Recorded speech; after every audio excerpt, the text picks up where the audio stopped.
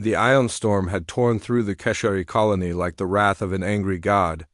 Michaela huddled in the emergency shelter beneath the settlement's central hub. Her forearms wrapped around herself, her iridescent skin flickering between shades of grief-deep purple and ashen gray. The other survivors whispered in their melodic language, but she heard nothing. Her world had ended 3 hours ago when the evacuation pods malfunctioned. Her infant daughter, Lyria, had been in Pod 7. Pod 7 had launched directly into the heart of the storm. The Kishari were an ancient race, their civilization spanning 14 star systems, their technology elegant and refined. But against the raw fury of an ion storm on this frontier world, all their advancement meant nothing.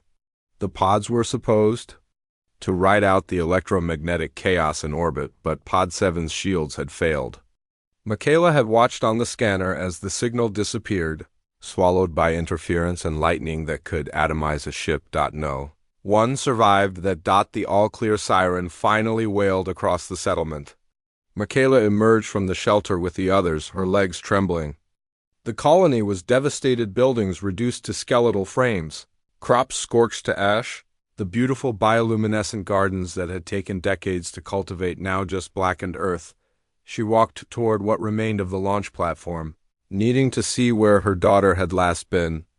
Needing closure for a pain that had no words in any language, that's when she saw him, a human, walking through the destruction with steady, impossible confidence.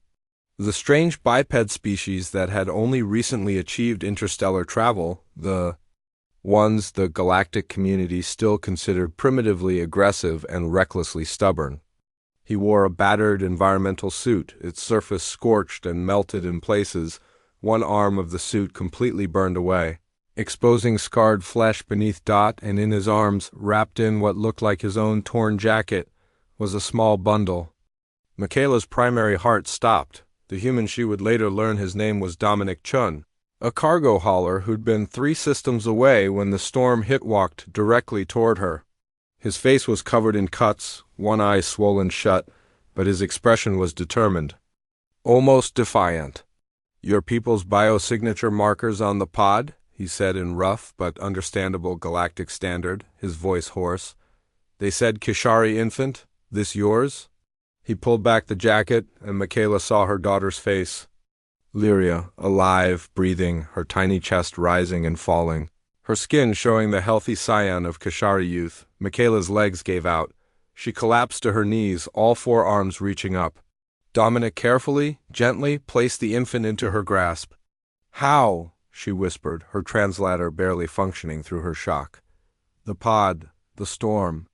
Dominic lowered himself down to sit on a piece of rubble, wincing. His breathing was labored. Saw the pod's distress signal, weak, but there. Storm was moving east.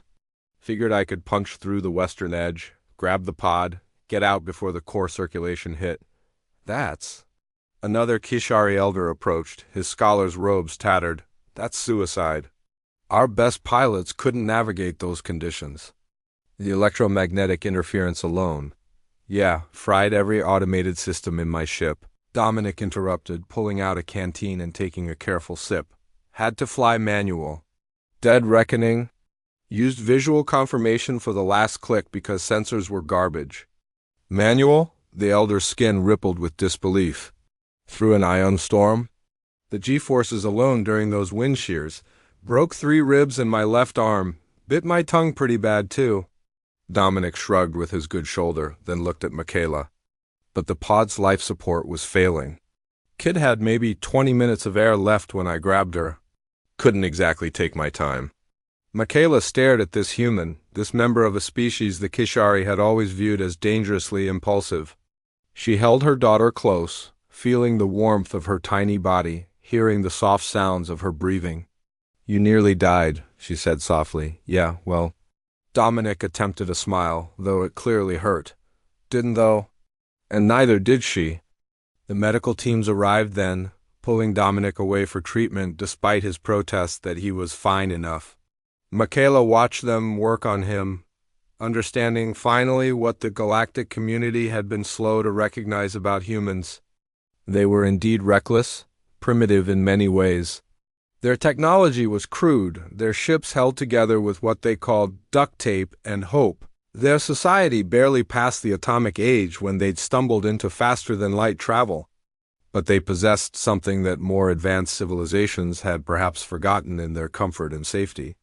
When faced with impossible odds, when logic and reason said a task was suicide, when every calculation screamed that survival was, statistically improbable humans looked at those numbers and said, not good enough. They didn't calculate acceptable losses. They didn't weigh the probabilities of success. They saw someone who needed help, and they decided that mathematics could go to hell later. When Dominic was recovered enough to receive visitors, Michaela came to his medical pod. Lyria slept peacefully in her arms, completely unaware of how close she'd come to death, or how far one stubborn human had gone to prevent it. My people have a tradition, Michaela said quietly. When someone saves a Keshari life, they become part of that person's family line. Forever, you will be honored in our songs, in our histories. Dominic looked uncomfortable with the attention. Just did what anyone would do. No, Michaela said firmly, her skin showing the gold of absolute certainty. You did what a human would do. There is a difference. She placed her hand over her hearts. The galaxy calls your people dangerous, unpredictable, violent. Perhaps they are not entirely wrong. But they miss the other side of that coin. You are also impossibly brave, unbreakably stubborn, and willing to fly into storms that would kill you for just the chance of saving a life. Dominic was quiet for a moment, then nodded slowly.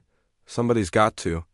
Michaela smiled, her skin rippling with colors that meant gratitude, respect, and a fierce protective love that now extended to this scarred human. Yes, somebody does. Thank the stars it was you. Outside the medical facility, the colony began to rebuild. The storm had taken much, but not everything. And in the shelter of one Keshari mother's arms, swaddled in a human's torn jacket, the future slept peacefully, unaware that she would grow up knowing the story of the human who flew into hell itself to bring her home. Humanity, fuck yeah.